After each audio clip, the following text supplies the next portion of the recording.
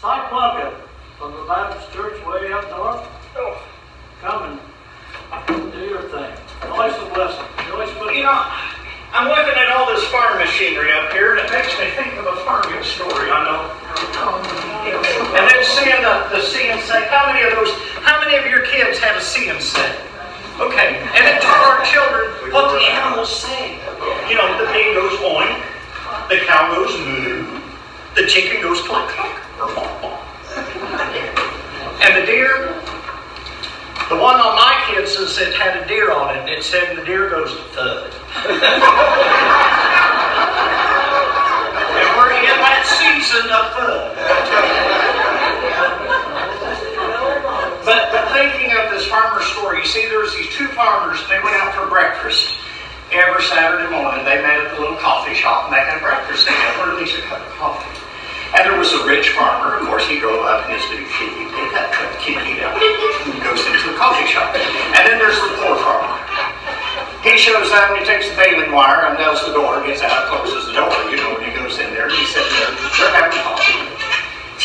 After this has gone on for years, and Farmer Bob says to Farmer Fred, he says, Fred, how come you make so much money being a farmer and I don't?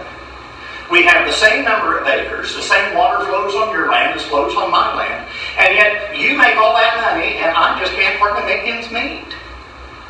And the rich farmer says, well, maybe, Bob, it's what my daddy taught me. He said, well, what's that? And he says, well, before I do anything, I take the family Bible into the kitchen counter. I set it upon its bindings, I let the covers fall, the pages lie, I close my eyes, and I point my finger, and whatever it says, I do. Well, I remember one year it said, be ye a good shepherd. I thought about that, and I realized I needed to raise sheep that year. And not only did the value of the wool, but the value of the mutton went up, and I made a fortune. Another time I remember it said, sow your oats while you're young. I put the whole farm into oats that year, and the oat market went through the roof, made a fortune. Maybe you ought to try it. The poor farmer says, I don't think that would even help. A week went past, Saturday rolled around, beep, beep, and he goes in, sits down, waiting on coffee, and here comes this custom-built Cadillac El Camino. And it pulls up, and this guy gets out, and he's wearing white coveralls, snakeskin boots. He walks through the door, he says, coffee for everybody on me. And lo and behold, it's the poor farmer. And the rich farmer says, what happened to you? You won the lottery? He says, no, I did what you said. He said, what do you mean? What did I say? He says, I took the family Bible into the kitchen table. I set it upon its bindings, I let the covers fall, the pages lie, I closed my eyes, I pointed my finger, and I did just what it said. The rich farmer says, tell me, what did it say? Chapter 13. In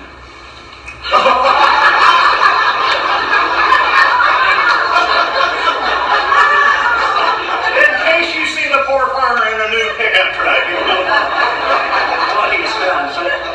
But you know, here we are in the farm country, and how many have chickens? Or how many has had to go across the road that had chickens? You know, do you want to know the true reason why the chicken crossed the road? Yeah. He went to the library. And when he went into the library, he went, whoop, whoop, whoop. The librarian says, this is the library, you got to be quiet. Oh, whoop, whoop, whoop.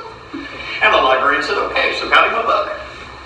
And that chicken went back across the road, showed it to his buddy, the bullfrog. The bullfrog took one look at it and said, read it.